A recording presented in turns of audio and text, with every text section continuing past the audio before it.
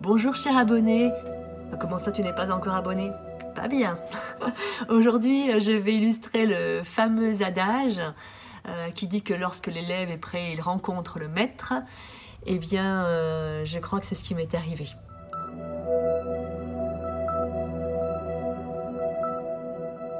Petite précision, la personne dont je vais te parler, il s'agit d'un homme et il n'aimerait pas du tout que je parle de lui en termes de maître. Au contraire, son discours, c'est celui de la posture du maître intérieur, de la façon dont on peut contacter sa propre grâce et certainement pas s'en référer à un gourou. Il n'a pas de disciples, mais des gens qui l'adorent, certes. Cet homme, c'est Marc Vella, un pianiste virtuose et compositeur. Mon prof de piano m'en parle pour la première fois et je ne retiens pas son nom. Je n'y prête pas attention. Il faut dire que je suis très concentrée sur le cours et que c'est pour moi une épreuve déjà d'être là. Ça fait 30 ans que je n'ai pas touché à un piano. Toutes mes tentatives ont été avortées. Il y a pourtant un piano sous mon toit, mon conjoint en joue, mais c'est pour moi relié à un souvenir d'enfance qui est à la fois associé à une joie, un amour profond et une douleur et une déception profonde aussi. Et je me sens en plus inférieure, incapable de quoi que ce soit avec un instrument de musique. Pour moi, c'est réservé aux autres. Je suis également dans une période de fragilité parce que mon couple vient de vivre une énorme secousse puisque j'ai découvert la double vie de mon époux à cette époque-là. Et c'est juste après cet épisode que lui-même me propose de m'inscrire à un cours. Comme dans les contes de fées, il faut 3 fois pour que le personnage entende l'information. Et donc, lorsque mon professeur m'en parle pour la 3e fois de ce Marc Vella, avec des paillettes dans les yeux quand il parle d'un stage qu'il a fait avec lui, qui l'a marqué, je finis par n'y plus tenir et en rentrant chez moi, je cherche son nom sur Google. Et je tombe sur une interview de lui par Michel Cédric, une interview merveilleuse, émission de qualité, et il y est question évidemment du parcours, son parcours de vie, son parcours virtuose, mais il y a une vraie rencontre, comme le sait le faire cette intervieweuse, avec l'être humain, avec l'homme. Je suis bouleversée car le discours essentiel de ce Marc Vella, c'est que son projet de vie, c'est de répandre l'amour à travers le monde. Chaque fois que je le redis, ça m'émeut. Je fonds en larmes derrière mon écran, mais vraiment, c'est mon plus grand rêve. C'est sûrement celui qu'on a tous au plus profond du cœur, mais là, quelqu'un l'exprime et quelqu'un essaye de le vivre. Quand mon conjoint rentre, je suis toujours en train de pleurer derrière mon écran. Et je veux rencontrer ce Marc Vella. Je veux le rencontrer. J'ai la super méga trouille, parce que le stage que propose cet homme-là, il se déroule sur son piano à queue, c'est donc un virtuose, et il propose d'improviser à chacun sur le piano, seul, devant tout le monde, et ceux qui n'ont jamais touché à un piano, même vu un piano de sa vie, ou pas. Et ça me paraît dingue, ça me paraît dingue. Et surtout, là, pour une fille qui n'osait pas toucher au piano de son époux à la maison, je ne vous raconte pas le saut quantique. Mais énergétiquement, je sens que c'est le moment. J'ai été donc profondément bouleversée par le cataclysme conjugal. Et c'est l'année de mes 40 ans. Et là, rebouleversement, le jour même de mes 40 ans, je ne vais pas recevoir le moindre SMS de mes parents. Je comprends que quelque chose dysfonctionne de manière énorme dans ma vie. J'ose pas encore complètement me le formuler à cette époque-là, mais je comprends, j'y place des mots seulement maintenant, mais que ma vie est bâtie sur un masque, un faux semblant, un château de cartes qui est en train de s'écrouler. L'histoire d'amour avec mon mari n'est donc pas vraie, l'attitude de mes parents n'est donc pas normale. Et donc, je crois que dans ces moments-là, on n'a tellement plus rien à perdre. Vous en connaissez tous des moments comme ça dans votre vie, sans doute. On ose. Et donc, je vais oser m'inscrire à ce stage pour le début de l'année suivante. j'ai tellement la trouille que je ne vais pas ni réussir à bien dormir, ni réussir à manger une semaine avant d'y aller. J'ai dû avoir un contact téléphonique avec lui qui se trouvait dans un aéroport pour confirmer mon inscription au stage. Et j'ai dû passer pour la fille la plus stupide de la Terre, tellement j'étais impressionnée, pas tant par lui que par mon audace. Là, on a vraiment la preuve énergétique que quand l'élève est prêt, il rencontre le maître, parce que le stage a lieu dans son vieux corps de ferme en Charente, c'est-à-dire pas très loin de chez moi en Gironde.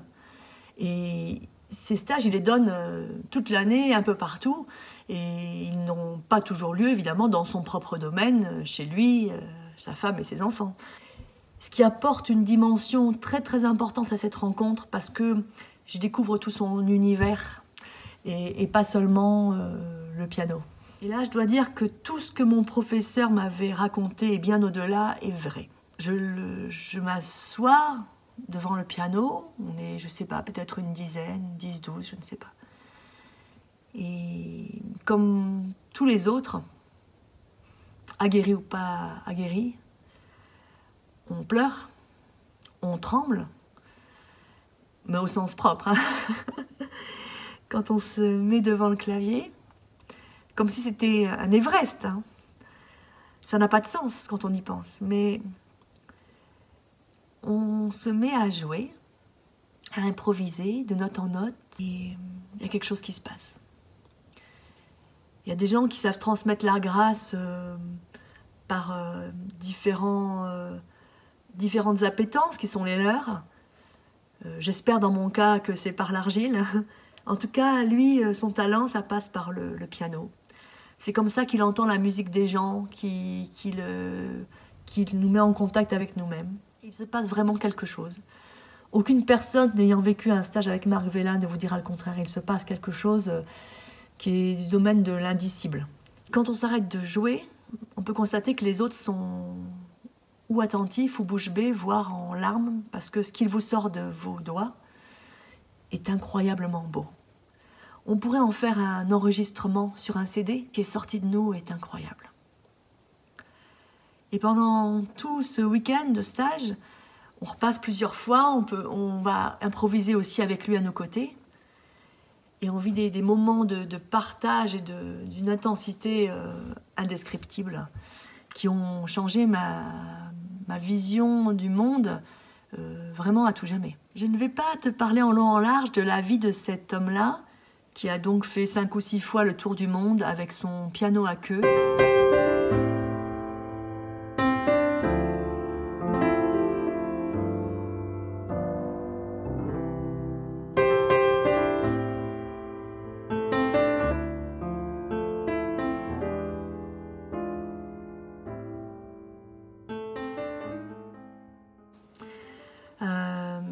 D'abord tout seul pendant des années, et puis ensuite en créant les caravanes amoureuses avec, on va dire, un groupe à chaque fois renouvelé de différents volontaires et saltimbanques, avec pour seul but de faire la guerre des bisous. Je te mettrai des liens juste en dessous, tu pourras voir de quoi il s'agit. Son parcours étonnant de cet homme qui décide donc, plutôt que d'aller s'établir dans des salles de concert pour un public uniquement élitiste, de partir donc seul à travers le monde.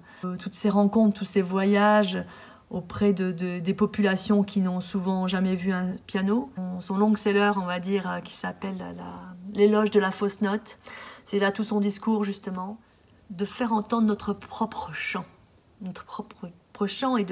et de comprendre que c'est justement dans ces dissonances que l'harmonie se fait et que donc la vie est possible, que le passage de la vie et de la lumière est possible. L'histoire est déjà très belle, elle pourrait s'arrêter là. Après ce merveilleux cadeau d'avoir renoué avec le piano, d'avoir pu contacter une personne dont le but ultime est si élevé, après avoir pu y trouver aussi une source d'espoir, de tendresse et d'amour. Mais non, l'histoire ne s'arrête pas là. J'ai pourtant fait le tour de ses vidéos, de ses conférences, de ses livres, de ses partages, de la construction de l'école de la fausse note qu'il a créée, parrainée par Pierre Richard et Brigitte Lahaye. Sauf que la vie en a décidé autrement. Nous étions appelés à nous revoir. Les premières années d'un divorce, c'est difficile. Là. On se retrouve certains Noël ou certains premiers de l'an sans ses enfants. Une année se présente où effectivement je vais passer le 31 sans eux, sans elle. Et c'est pas que j'affectionne du tout cette fête-là, mais c'est plutôt pour la peine que je ressens. Et là, je reçois quelque temps avant un mail miraculeux, vraiment un mail don du ciel. La femme de Marc Vella, Cathy Vella, m'a mis dans une liste de diffusion, je ne sais pas par quel truchement de l'univers, hein, franchement, mais je fais partie des gens qui sont invités à fêter le 31 décembre chez eux, dans leur domaine de Charente. Je ne sais pas comment c'est possible parce que ça fait longtemps que je suis dans leur listing. J'avais adhéré à leur association à l'époque parce que j'étais quand même retournée à un festival d'impro qu'ils organisent tous les mois de juillet dans leur domaine. J'étais allée à l'époque en famille. J'étais aussi allée le revoir avec mon ex-conjoint, ma sœur, une amie à une conférence qu'il donnait par chez moi. Donc ça faisait longtemps que j'étais sûrement dans les listings. Pourquoi précisément ce moment-là je reçois ce mail de la main de Cathy, enfin un mail collectif hein, bien entendu. Mais pouf, ça fait un tel boom dans mon cœur que je sais que je vais y répondre. Hein. je fais genre, je réfléchis pendant 2 jours, mais je sais que je vais y répondre. Et je m'inscris sur toute la durée, parce que ça dure plusieurs jours de festivités, sans trop savoir où je mets les pieds, hein, sans trop savoir si je vais être à l'aise, qui je vais y rencontrer, ce qu'on va y faire. Il ne s'agit pas d'un stage. Bon, j'ai moins la trouille que la première fois, mais quand même, je me demande ce que je vais y faire, quoi, parce que qui sont ses amis mais pourquoi? Mais pourquoi? Comme quoi dans la vie, on écoute son cœur et donc là, j'y vais, quoi. Je vais découvrir un autre monde. Déjà, je vais découvrir sa femme, parce que elle est discrète et pourtant extrêmement active hein, dans toutes les manifestations et dans tout ce qui se crée de concerts, c'est le cas de le dire, entre eux, de par leur magnifique couple. Je vais découvrir aussi des personnes incroyables qui peuvent passer par le domaine de Génac. Voir en action aussi la bienveillance, l'amour, la solidarité et surtout la capacité qui vraiment lui est propre à lui et sa femme de créer un univers de confiance, un univers magique où on arrive à oser des choses qu'on n'aurait jamais osé. C'est-à-dire qu'en fait, à contacter des parts de soi qu'on arrive à laisser jaillir de soi. Et je vais vivre tout ça de manière extrêmement belle, intense. Alors, cette rencontre, elle a d'autant plus de valeur que c'est un endroit où on se serre dans les bras et où on peut se regarder les yeux dans les yeux. Ce qu'on aimerait faire tous les jours au quotidien avec les gens, les rencontrer en profondeur et pas superficiellement. Et c'est d'autant plus précieux que c'est la pleine période encore des masques. Voilà, une période extrêmement difficile pour Marc, puisque évidemment ses projets de voyage autour du monde, tout ce qui a été toute sa vie, est remis en question par les confinements. Je reviens dans un sale état en fait, par contre. Parce que quand vous quittez un lieu comme ça, et que vous vous retrouvez sur la première aire d'autoroute, avec des gens qui à nouveau se regardent plus, ne se touchent plus, qui sont masqués, c'était pas évident. Tu vois ces énergies, les valeurs que porte cet homme, je devrais dire cet homme et sa femme,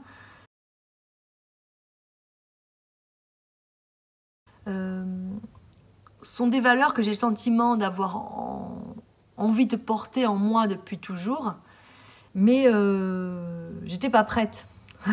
C'est là où tu vois que la rencontre, même si j'en avais eu des prémices, se fait réellement quand on est prêt. C'est une histoire vraiment d'énergie. L'histoire ne s'arrête toujours pas là, puisque Cathy m'a proposé d'exposer mes sculptures lors d'un festival l'an dernier chez eux.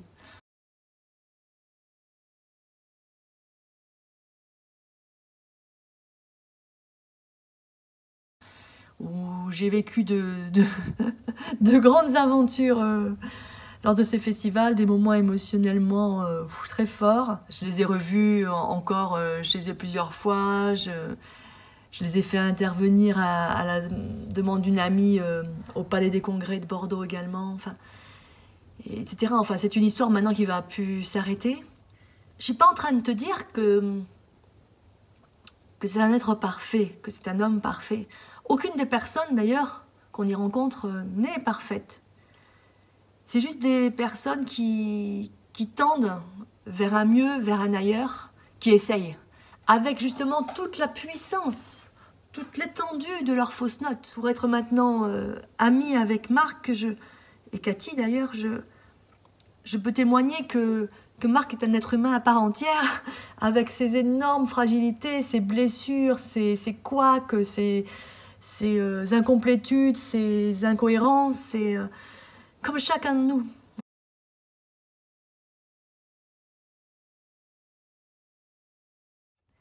S'il y avait un seul message dans cette vidéo, dans cette histoire vraie, c'est celui-ci: il y a un temps pour tout. Tu vois cet homme qui a 10 ans de plus que moi, il voyage avec son piano depuis l'âge de 24 ans. J'aurais dû avoir vent de son existence depuis longtemps. La rencontre, elle aurait pu avoir lieu depuis longtemps. Elle aurait pu s'arrêter à un simple stage, et elle s'est poursuivie parce qu'il y a un moment donné une volonté énergétique et un endroit où chacun se rencontre. Je voudrais aussi te dire de ne pas placer sur un piédestal l'autre quel qu'il soit. Certes, cet homme est brillant et par ses réalisations assez exceptionnelles, mais ça reste un être humain. Et quand il y a une rencontre, quelle que soit la personne qu'il rencontre, moi ou n'importe qui, et Dieu sait qu'il en rencontre, chaque personne est là pour lui apporter quelque chose, être un miroir, un reflet. Et tu as ton chant à faire entendre toi aussi. Tout ce que tu vois à l'extérieur de toi est en réalité une simple projection de ce qu'il y a à l'intérieur de toi. Et l'illusion semble si parfaite qu'effectivement la rencontre est là pour révéler quelque chose de toi. Alors dans le cas d'un Marc Vella, évidemment, ça peut être une rencontre très, très valorisante, parce qu'on se dit que ce qu'il y a chez lui qui ose, c'est aussi cette part en toi qui ose. Ou qu'en le rencontrant, ce qu'il y a d'exceptionnel en lui, c'est aussi ta part d'exceptionnel que tu rencontres, etc. Mais c'est aussi, quand je vois ces zones d'ombre, reconnaître les zones d'ombre en moi. C'est aussi quand je croise quelqu'un que je vais qualifier de con dans mon quotidien, me dire qu'il y a aussi ce con en moi. À travers ce Marc Vella, je veux te raconter en fait toutes les autres rencontres, celles qu'on fait tous les jours dans sa vie, et qui sont toutes révélatrices en fait d'une part de soi qu'on choisit d'intégrer pour passer à autre chose, ou qu'on rejette comme étant soi aussi. Et contrairement à ce qu'on pourrait penser, il est aussi dur d'intégrer la part du con en soi que la part du généreux ou de l'audacieux en soi. Je crois que se présentent à nous à chaque fois les situations qu'on est capable de supporter. C'est sûrement pour ça qu'on a toute une vie pour se rencontrer. Cet homme-là est un ami que je ne peux rencontrer qu'à petite dose, parce que justement il est un intense révélateur, et que au niveau énergétique, la secousse est profonde. Je pense parfois à cette scène de la Belle Verte de Colin Serrault, que tu connais peut-être, dont l'extraterrestre a la capacité de déconnecter les terriens pour leur faire prendre conscience de l'essentiel en faisant un geste comme ça. Voilà. Et ben voilà, c'est un être comme ça, Marc Vella, quelqu'un qui déconnecte intensément, et donc on ne peut pas y aller à forte dose.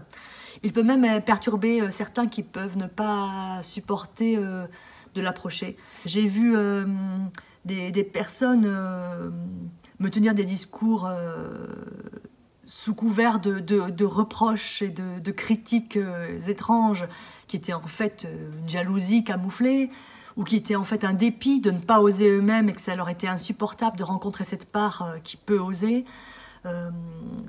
J'ai même eu très peur à l'origine de le rencontrer, puisque mon propre accordeur de piano est ami, et sa famille est née dans le même village que la famille de Marc, c'est dire s'il le connaît bien. Et il y a tellement de mythes autour de cet homme, pour ne pas, par peur d'aller rencontrer ces parts de soi, ces parts libérées de soi, qu'on entend vraiment tout et n'importe quoi. Et je crois que c'est comme ça avec chaque rencontre.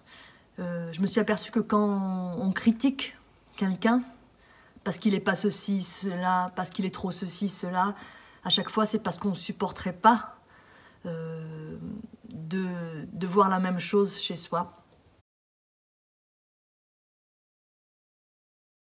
Merci de m'avoir suivi. N'hésite pas à liker, à t'abonner, ça m'encourage vraiment à poursuivre. Et on se retrouve dans 15 jours pour une nouvelle histoire vraie. Je ne sais pas encore laquelle, peut-être une histoire de défunts, car ces derniers temps j'ai eu beaucoup de contacts avec les défunts. Belle journée à toi.